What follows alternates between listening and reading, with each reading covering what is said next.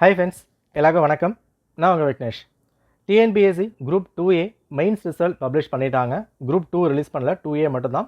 Exam முடிஞ்சு 56 நாள் results publish பண்ணியிருக்காங்க.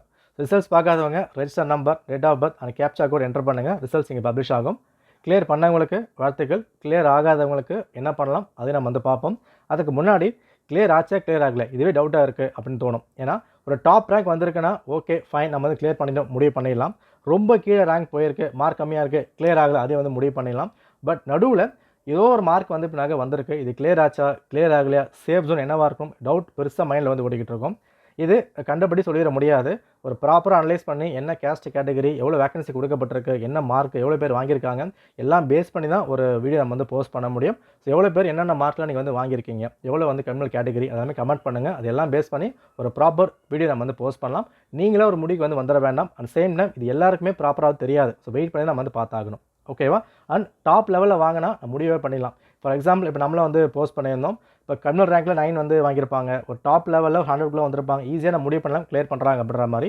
ஸோ அவங்களாம் வந்து ப்ராப்ளம் இல்லை, எல்லாருக்கும் வந்து வாழ்த்துக்கள். ஸோ மிடில் இருக்கவங்க வெயிட் பண்ணுங்கள், நம்ம முழுசாக பார்த்துட்டு அதுக்கப்புறம் முடிவுக்கு வந்துடலாம்.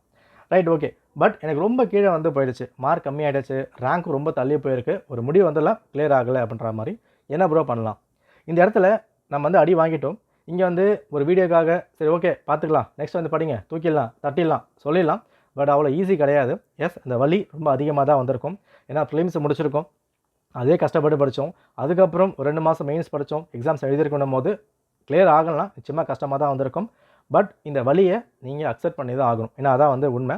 ஆனால் இந்த இடத்துல ரொம்ப வந்து உடஞ்சி போயிடாதீங்க. எந்த ஒரு விஷயமா இருந்தாலும் அந்த கஷ்டத்தை உங்களால் மட்டும்தான் சரி பண்ண முடியும். ஒரு மோட்டிவேஷன் வீடியோனாலேயோ, ஒரு கோர்ஸ்னாலேயோ, ஒரு சாங்னாலே மட்டுமே எதுவுமே கிளியர் பண்ணிட முடியாது.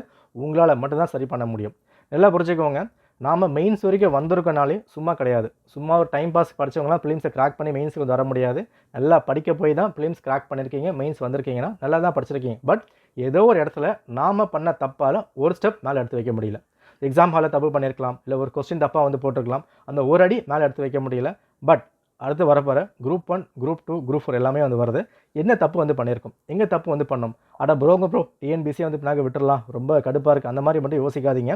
ஏன்னா நம்ம ப்ரிலிம்ஸே கிராக் பண்ணலைன்னா இதை வந்து யோசிக்கலாம். ப்ரிலிம்ஸ் நல்லா படித்து அதை வந்து கிராக் பண்ணி அதுவே ஒரு பெரிய விஷயம். கிராக் பண்ணி நம்ம மெயின்ஸ் போகிறோம் அப்படின்னா நல்லா தான் படிச்சிருக்கீங்க. பட் ஏதோ ஒரு இடத்துல அந்த மேலே ஒரு அடியை எடுத்து வைக்க முடியல.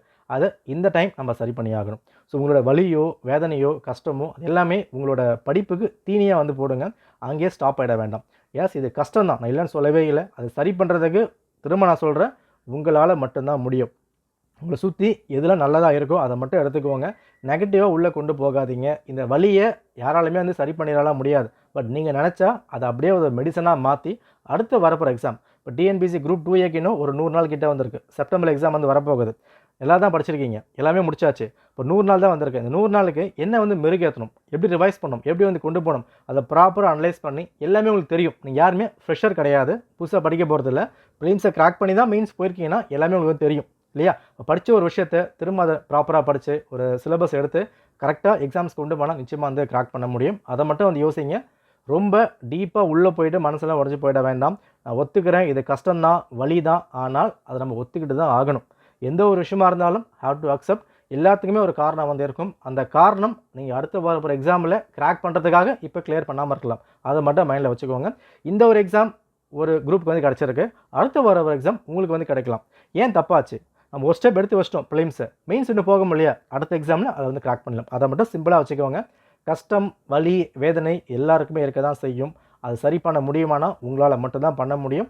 அடுத்து என்ன பண்ணமோ ஸ்ட்ராங்காக நல்ல மைண்ட் செட்டோட வந்து பண்ணுங்கள். பாசிட்டிவாக யோசிங்க, பார்த்துக்கலாம். ஓகேவா? அதை தவிர்த்து டாப் ரேங்க் வந்திருக்கவங்க கிளியர் பண்ணவங்களுக்கு வாழ்த்துக்கள். நல்லா தான் வந்து பண்ணியிருக்கீங்க. நீங்கள் பண்ண விஷயத்துக்கு பலன் கிடச்சிருக்கு. அதே மாதிரி தான் எல்லாருக்குமே நீங்கள் உழைப்பை போடுங்க, அதுக்கான பலன் நல்லாவே கிடைக்கும். ஓகே, நன்றி, வணக்கம்.